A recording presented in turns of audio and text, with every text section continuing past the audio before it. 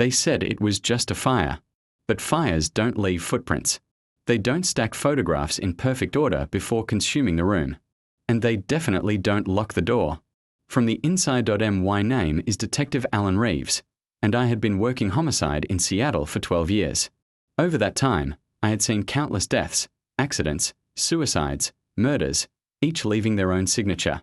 But nothing could have prepared me for the case that started on a humid summer night in 1997 on Meadowbrook Lane, in a quiet suburb where everyone knew everyone. The call came in around 3 a.m., a residential fire.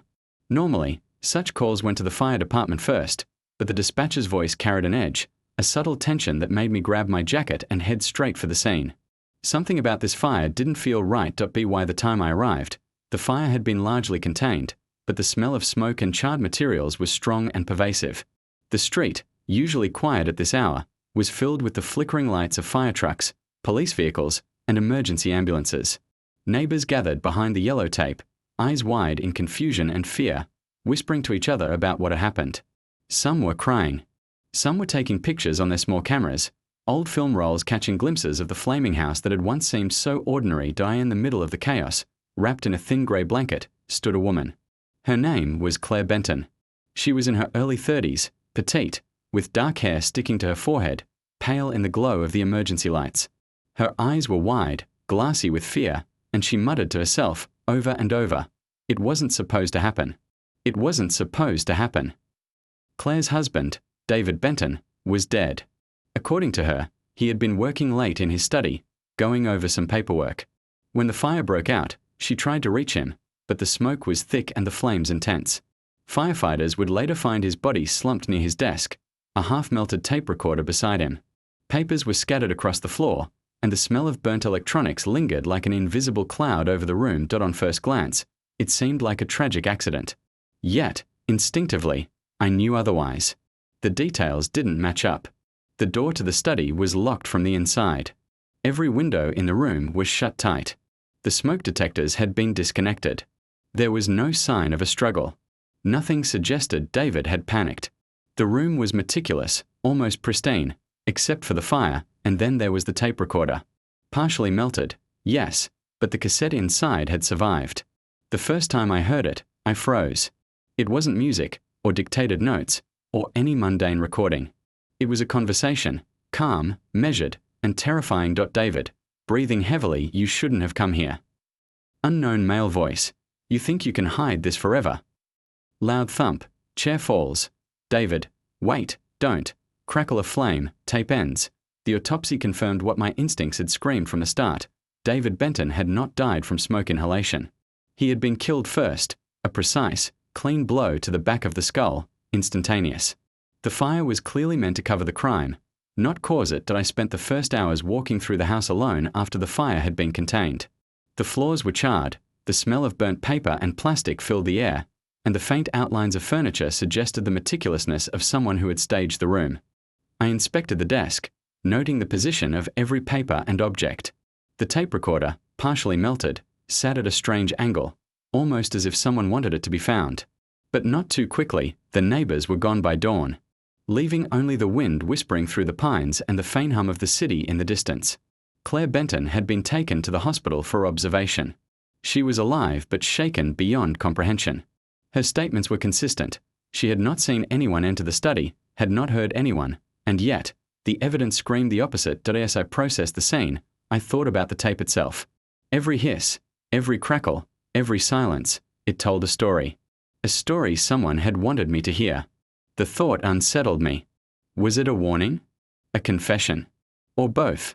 Whoever had planned this, they were intelligent, careful, and chillingly precise. That morning, I reviewed every call, every neighbor statement, every scrap of evidence. Nothing added up. It became clear that this was not a random murder. It was meticulously planned, executed with intent, and left in a way that would taunt anyone who tried to uncover the truth. I knew from that moment that this case would change everything I thought I knew about Meadowbrook Lane. It would force me to confront the limits of my own intuition, the patience required to unravel human deceit, and the haunting reality that some crimes are not meant to be understood, at least, not easily. The morning after the fire, I sat in the small, Cluttered evidence room at the Seattle Police Department. The tape recorder placed carefully in front of me. It had been cleaned enough to play, though the edges were scorched and the label had melted almost beyond recognition. Every fiber of my being told me this tape held the key, a confession, a warning, or both. I inserted the cassette and hit play. The hiss of tape, distorted and warped from heat, filled the room. I closed my eyes for a moment, listening. David, you shouldn't have come here. Unknown voice. You think you can hide this forever? A loud thump, then silence. My first thought, this wasn't a robbery gone wrong. It wasn't a spontaneous domestic dispute. The words were deliberate, measured. The tone, almost clinical. The man speaking to David knew exactly what he was doing. And David, even in fear, seemed prepared, aware of something I couldn't yet comprehend. I began the painstaking process of analyzing the tape. The voice patterns, the cadence, the subtle inflections, every nuance mattered. I took notes on pauses, the way breaths were taken, the slight distortion from background noise. The tape was more than a recording. It was a puzzle. Someone had left it behind, but why? Next, I revisited the house on Meadowbrook Lane. The fire had destroyed much of the evidence, but the desk, oddly enough, was intact enough to examine. On it were scattered papers, financial documents, photographs, and a small spiral notebook that appeared to have been overlooked by the arsonist. Inside the notebook were cryptic notes. Names, dates, locations, all written in David Benton's precise, almost obsessive hand. Some of the entries didn't make sense at first glance. 12:07, outside window, red binder, hide under floor, MS arrival, watch. I couldn't decipher them immediately, but they screamed premeditation, or perhaps a record of something he had witnessed. I also took a closer look at the tape recorder itself. It was an old Sony model, popular in the late 80s. Someone had clearly chosen it intentionally. It was small, reliable, but not easily destroyed, a device that would survive fire long enough to deliver a message. Whoever recorded the conversation had thought about every detail. Later that day, I began talking to neighbors. Most had seen the Bentons as a normal couple, quiet, polite, unremarkable. But one neighbor, an elderly woman named Mrs. Claremont, mentioned something odd. Weeks before the fire, she had seen a man lingering near the Bentons' property. Tall, dark coat, hat pulled low. He didn't speak to anyone, didn't knock, just watched. She couldn't give a name. No one had reported him at the time. Assuming he was a passing stranger, I took her statement seriously. It was a minor detail to most, but in homicide investigations, minor details often became major clues. The next step was to identify the unknown voice on the tape. I reached out to our forensic audio specialist. Together, we ran spectral analyses, voice pattern comparisons, and noise reduction. The process took hours, but slowly, patterns began to emerge. The unknown voice was familiar in cadence, professional in tone, someone trained, someone who could manipulate fear. Then came another discovery. On the tape, almost inaudible beneath the main voices, was a faint background sound, a repeating mechanical click, a faint hum, like something electrical, rhythmic. I traced it back to a device, a small camera, likely recording their conversation at the same time. Whoever made the tape had recorded both audio and possibly video. Hiding the camera somewhere in the study, I began to map the scene in my mind. The fire, the desk, the tape recorder, the cryptic notes, the unknown visitor. Everything suggested that David Benton had been involved in something far larger than a domestic argument or business dispute. And whoever had killed him had anticipated investigators would find this evidence, yet they left enough to confuse and taunt us over the next few days. I cross-referenced David's entries in the notebook with city records, delivery logs, and even local phone directories. Slowly, a pattern emerged. One name appeared repeatedly, Mark Ellison. No criminal record, no previous complaints, but the notebook suggested interactions over months, meetings, threats, or perhaps blackmail. Finally, after a week of intensive investigation, I returned to the site of the fire with a camera crew to document everything in detail. Standing in the charred study, I realized the scale of the crime. Whoever was behind this was meticulous, intelligent, and unafraid. Every action David had taken, every precaution he had followed, had been anticipated by someone who knew him intimately. By now, I had a working theory. The tape, the notebook, the mysterious voice, all were part of a larger plan. David Benton had known something dangerous. He had recorded a confession, a warning, and perhaps instructions. but it hadn't been enough to save him. The killer had covered his tracks perfectly, leaving just enough breadcrumbs to lure investigators into a puzzle that could take years to solve. And I knew one thing for certain: this case would haunt me.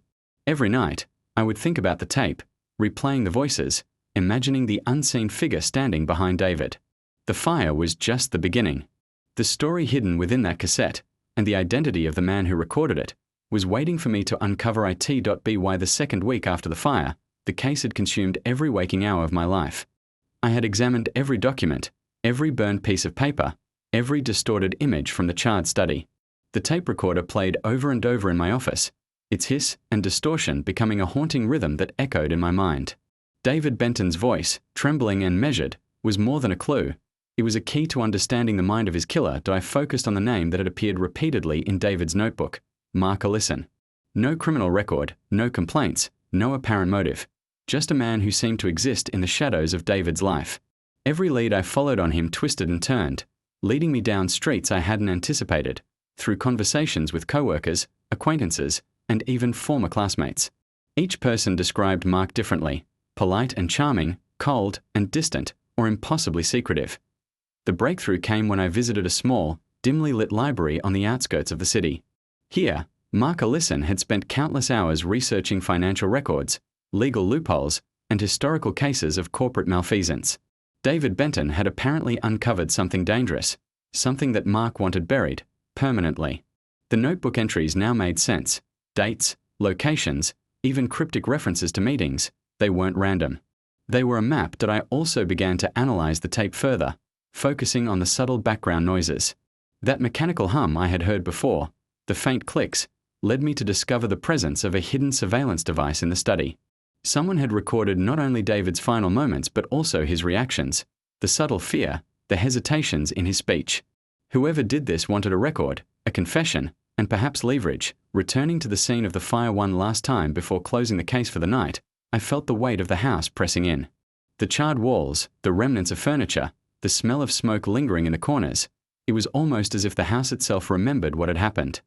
I meticulously traced the path David might have taken in those final minutes, noting inconsistencies in Claire Benton's statements.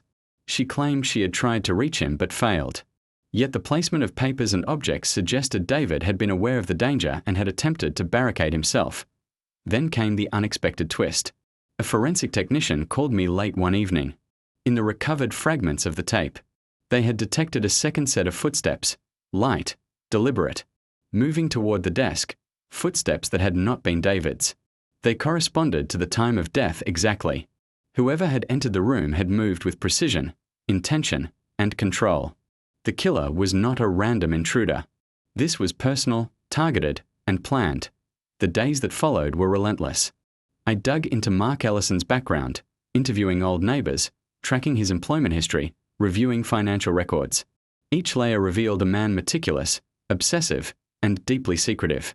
There was a pattern of manipulation, covering tracks, and staying several steps ahead of anyone who might discover his actions. One night, as I sat in my office reviewing the tape yet again, I noticed something I hadn't before: a faint, almost imperceptible click in the background, consistent, rhythmic. It wasn't part of the conversation. It was deliberate. A device, likely electronic, placed somewhere in the study. Someone had wanted this recording preserved exactly as it was, unaltered by fire or time. I realized then that David Benton had tried to document something, perhaps a crime, perhaps a threat. The tape wasn't only a confession. It was evidence, a record, and a warning. And whoever had killed him knew that the recording existed and that investigators might find it eventually. The care taken in setting the fire, in leaving just enough behind, was chilling. By now, my nights were restless. The tape played constantly in my mind, and I kept replaying the unknown voice, trying to decipher motive, identity, intent. Each word, each pause, each hiss seemed to point toward a single truth. David Benton had uncovered something he shouldn't have. And Mark Ellison had eliminated him to protect a secret that was bigger than anyone could imagine. And yet, something about the case gnawed at me. The precision, the calculated risk, the almost theatrical nature of leaving a partially melted tape. It was as if the killer wanted recognition. Or perhaps was taunting us, daring us to unravel the truth. I knew one thing: this investigation was far from over. The tape was only the beginning. And every clue, Every step I took from that moment on would bring me closer to a revelation that would challenge everything I thought I knew about justice, morality, and the darkness that could hide behind a seemingly ordinary life. The weeks following the discovery of David Benton's tape were some of the longest of my career. Each day blurred into the next, filled with endless hours of reviewing evidence, tracing leads, and chasing shadows. But one thing became clear: whoever had killed David Benton was not just meticulous, they were brilliant. Every step, every action, every detail had been calculated to mislead investigators while leaving just enough behind to create a twisted trail. One evening, I returned to the Benton house, this time accompanied by a forensic team and a photographer. The fire had destroyed much, but the study still held secrets. Among the ash and scorched papers, we found a small jewelry box, hidden beneath the carpet where the fire hadn't fully consumed it. Inside, several small items had survived: a set of keys, a single photograph, and a folded note. Each object seemed insignificant alone, but in the context of the case, they became clues, breadcrumbs leading us deeper into the mystery. The note was particularly chilling. Written in David's hand, it contained nothing overtly incriminating. Just cryptic statements: "The truth hides in plain sight, Mark knows. I know, and the city will never see it. If I disappear, look to the boxes, the drawers, the places I touch every day." It was almost a riddle.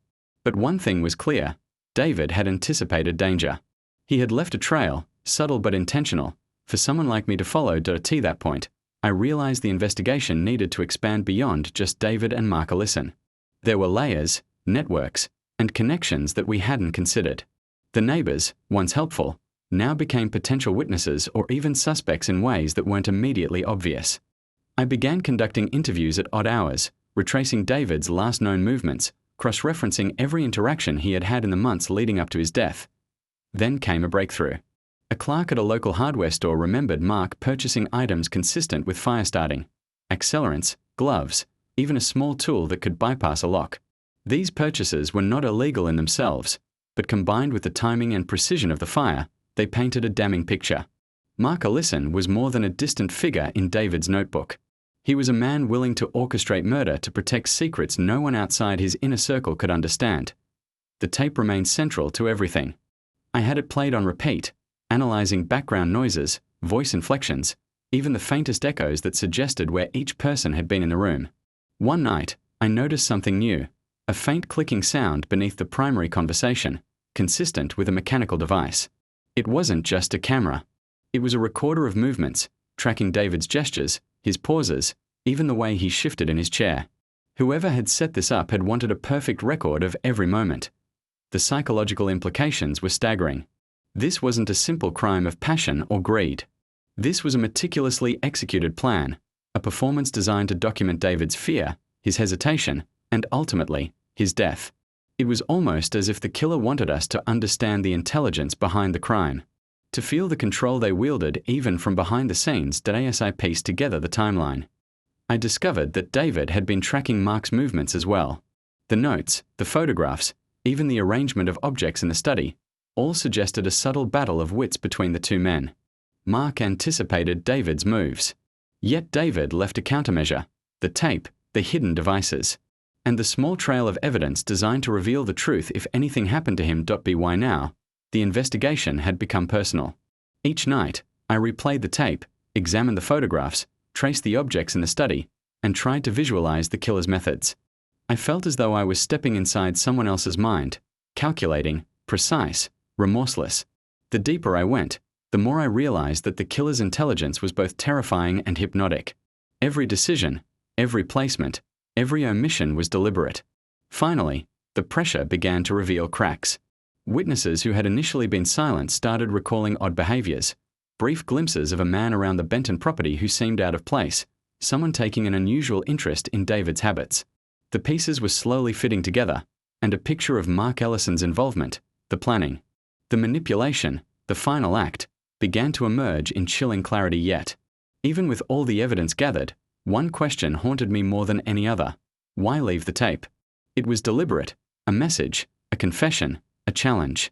Mark had killed David, covered it with fire, and left a breadcrumb for investigators.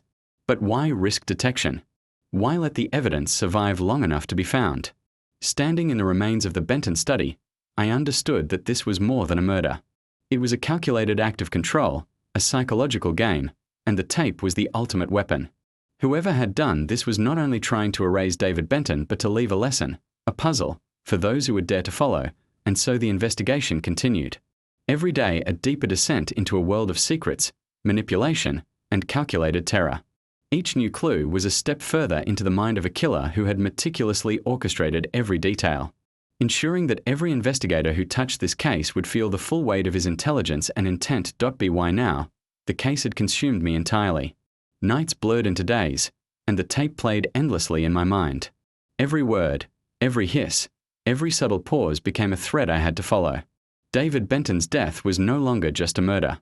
It was a puzzle of human intellect, manipulation, and a meticulous plan that had been set in motion months, perhaps years, before the fatal fire. The breakthrough came unexpectedly. While cross-referencing David's notebook entries with city records, I discovered a pattern, a series of financial transactions, all routed through shell companies linked to Mark Ellison.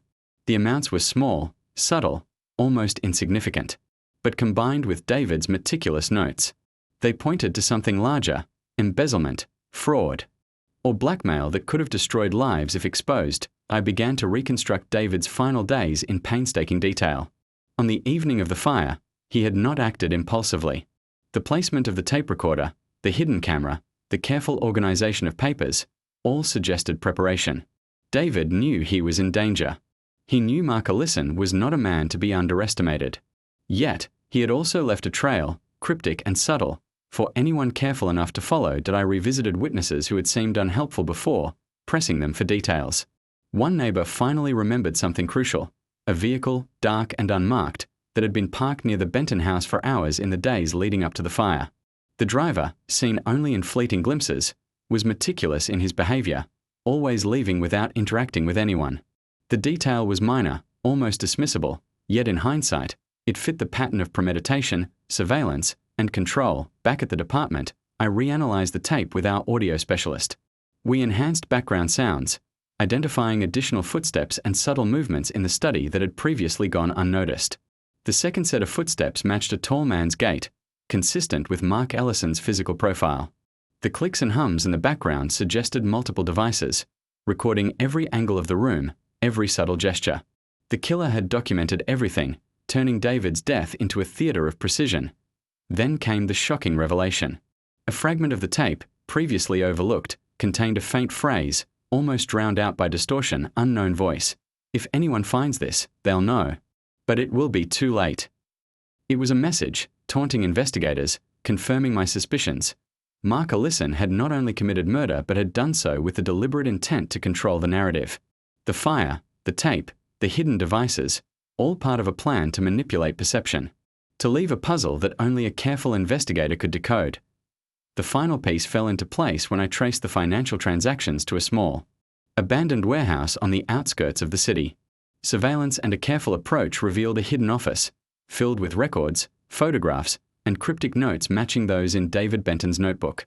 Among the documents were instructions, maps, and timelines, evidence that Mark Ellison had planned, monitored, and executed the murder with extreme precision. Every step David had taken, every precaution, had been anticipated.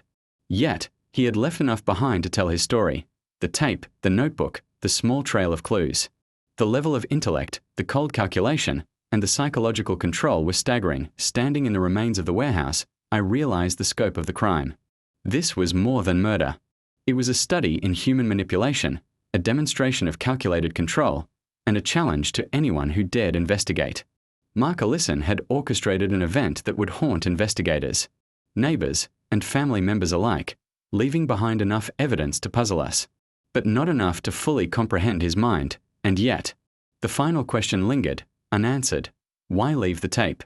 Was it hubris, a need for recognition, or a psychological compulsion to demonstrate power even after the act?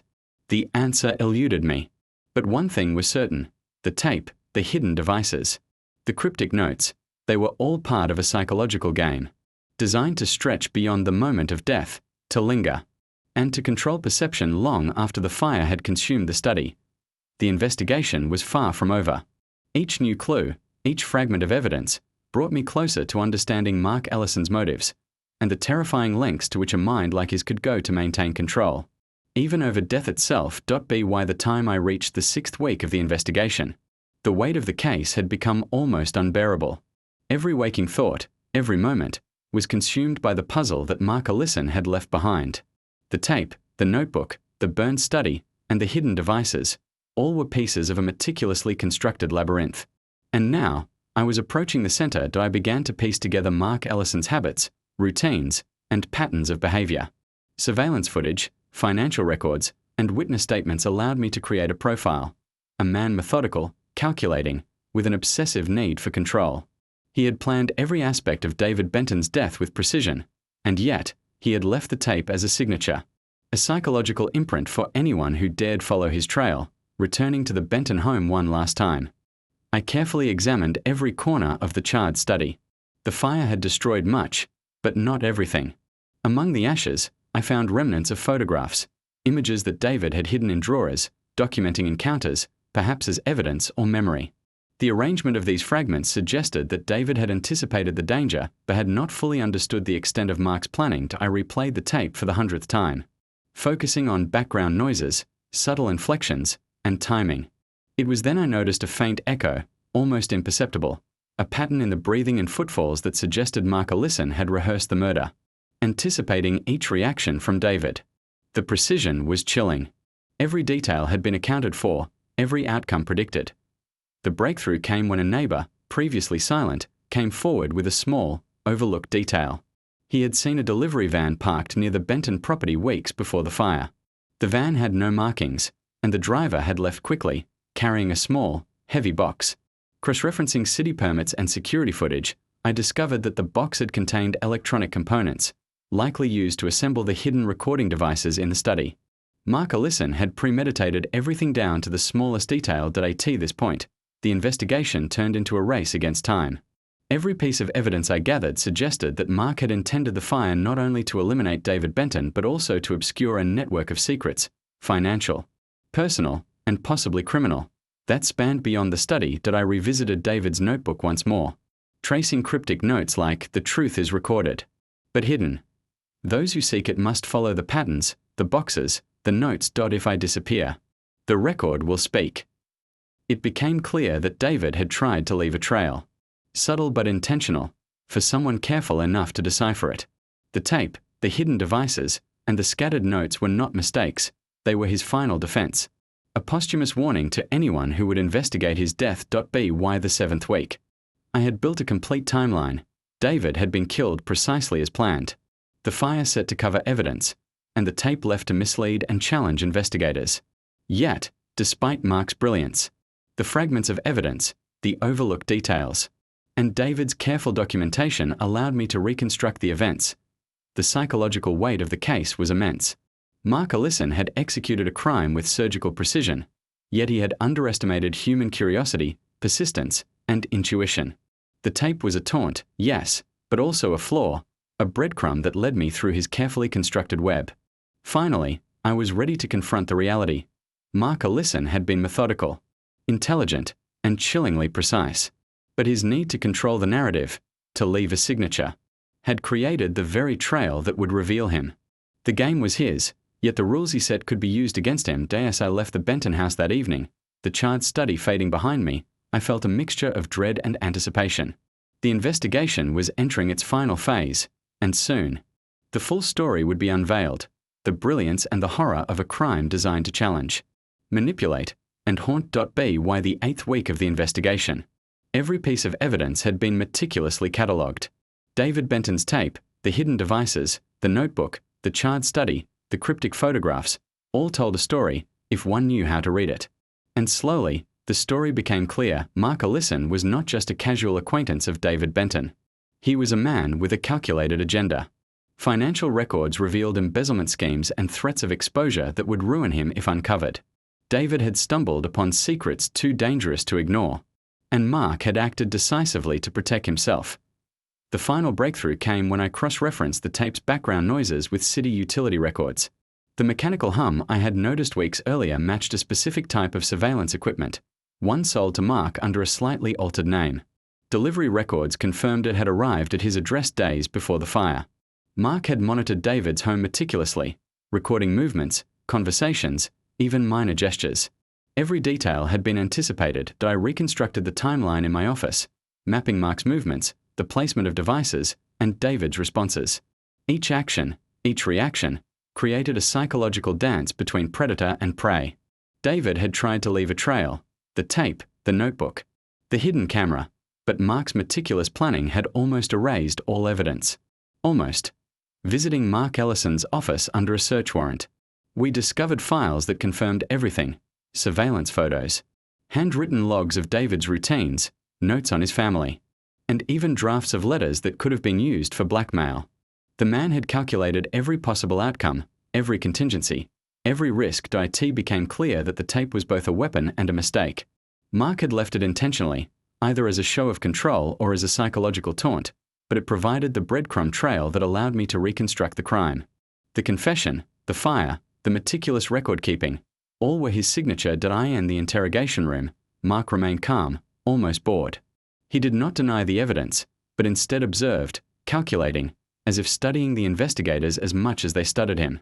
His arrogance was palpable. He believed his intellect made him untouchable.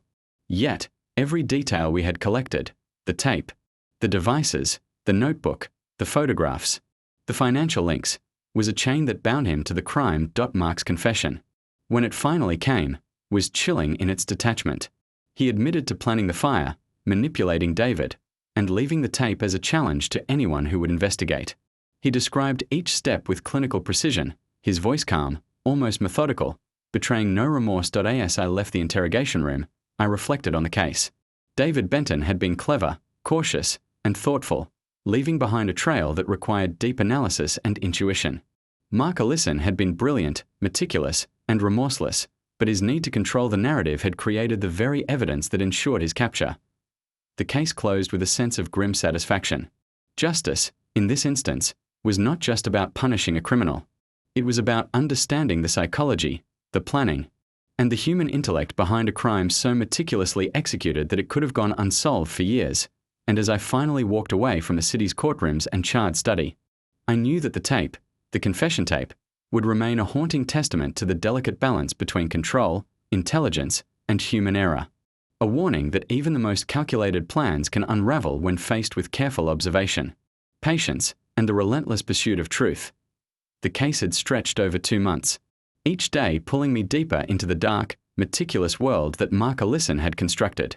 By now, the pieces had all been assembled: the tape, the notebook, the hidden devices, the charred study, the photographs, and the financial records. Each fragment, once isolated and incomprehensible, now fit together into a coherent, terrifying picture. Reflecting on the events, I realized that what made this case unique wasn't just the crime itself, it was the psychological architecture behind it. Mark had treated David Benton not merely as an obstacle, but as a participant in a carefully orchestrated psychological experiment. Every action, every manipulation, was designed to measure responses, to document fear, and to create a record that would exist even beyond the act of murder. During the final interviews, Mark spoke with a calm, controlled voice. He described his preparation, the placement of cameras and microphones, the timing of the fire, and his deliberate decision to leave the tape. His reasoning was chilling. He wanted the world to see the precision of his planning, to witness the inevitability of his control, to understand, in his mind, that he had outsmarted fate itself. David Benton, on the other hand, had tried to fight back in his own way. The tape, the notebook, the small breadcrumbs of evidence, they were a silent testament to his intelligence, foresight, and resistance. He had known he was in danger and had prepared a defense of knowledge, if not physical force. Every detail he left behind was a subtle cry for justice, a warning to those who would follow after him. Reviewing the sequence of events in my office, I reconstructed the night of the fire in precise detail. Mark had entered the study, monitored David's every move, and triggered the accelerants with calculated timing. David had tried to leave a trail, but Mark had anticipated it, adjusting his actions to neutralize potential risks. Yet, despite his brilliance, the minor oversights, the faint background hum, the fragmented photographs, the partial preservation of the tape, became the keys that unlocked the truth. In court, the evidence spoke for itself. The tape played for the jury, the notebook entries were displayed, and the surveillance fragments were presented in chronological order. Every detail, every calculated step, exposed the layers of planning behind the murder.